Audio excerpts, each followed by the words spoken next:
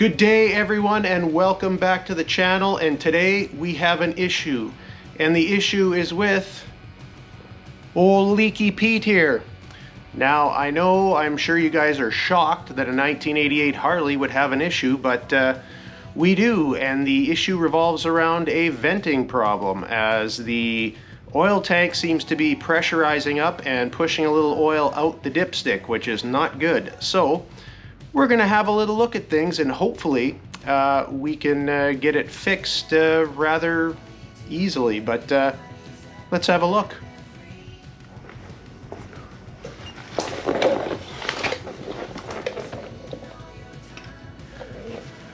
So now, of course, before we start, we want to make sure we've got a nice cold beverage ready to go. But after that, the first thing we're going to do, we're going to try and look at something that would be the easiest, and we're going to start with the vents. So this is a 1988 Evolution engine on a Sportster, and if you'll notice, these bolts are not vented because these are not vented. The top of the engine is not vented in this year. Later on they did, but not this year. So we go right to here, and this is basically the cam chest. We've got 4 cams down in here, one for each push rod. And we have our vent here, which actually used to come up to the stock air cleaner, which you see I've removed. So it actually just vents to the atmosphere right now, which I'm sure would have some of the EPA people just screaming bloody murder. But anyway, first things first, we're going to take this off and have a look and make sure it's not plugged. But I don't think it will be the issue, but we'll look at it anyway. Okay, so I've got this off, blew through it, nothing wrong with it, cleaned it up a little bit. And also, we have no issue here. We are clear straight through. So I'm going to put this bad boy back on and move on to the next part. Okay, so next we're going to go to the oil tank itself, and we're going to go under this bad boy. Now, other than all those wires there, here is the actual vent to the oil tank, and it seems like it might be a little bit pinched there, which is not good. So I'm going to maybe remove the battery and see if I can't route this a little better and see if that clears it up, because this could definitely be the issue right here. But let's see what we can do about that. I'll actually put a picture up of the oil tank, so give you an idea how all the lines are actually routed. Okay, so I got the battery just loose, kind of pulled out. Got this line off, and looks like I got another, probably about a good inch and a half more of this line pulled out, and I'm going to see if I can find a way to just route it a little bit better around that around the battery here.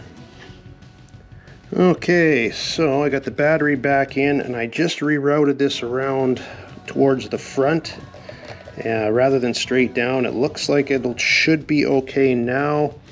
It almost makes me want to put a bigger line on here, but this is actually the stock one, so I don't really want to mess with it too much, but it's definitely better than it was.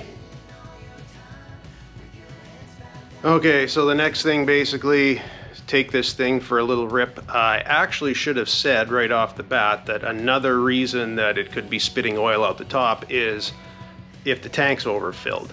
Now, that's just common sense. I did check the oil tank before. The oil is good, so we are good to go, and we're gonna get it heated up, and guess we'll see what happens.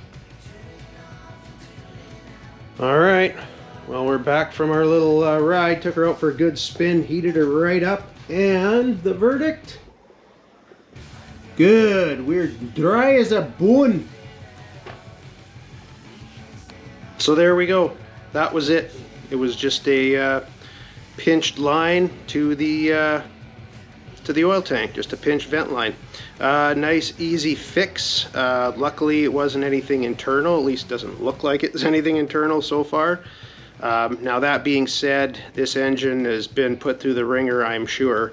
So I was hoping it wouldn't be something like a bad piston ring, something like that. However, I was actually planning on doing a compression test on this bike, except that even though I have a compression tester, the fittings were too big to fit in the spark plugs here. I guess it's meant more for automotive and heavy equipment, the one I have, so couldn't use it. But I would like to do a compression test on this bike sometime, because it's a over 30-year-old Evo, and I can tell just from the way it sounds, it is clapped right out. I don't know how long it has left, but I'd be interested to know just how much compression it actually has, and I'm gonna guess it's not a whole lot.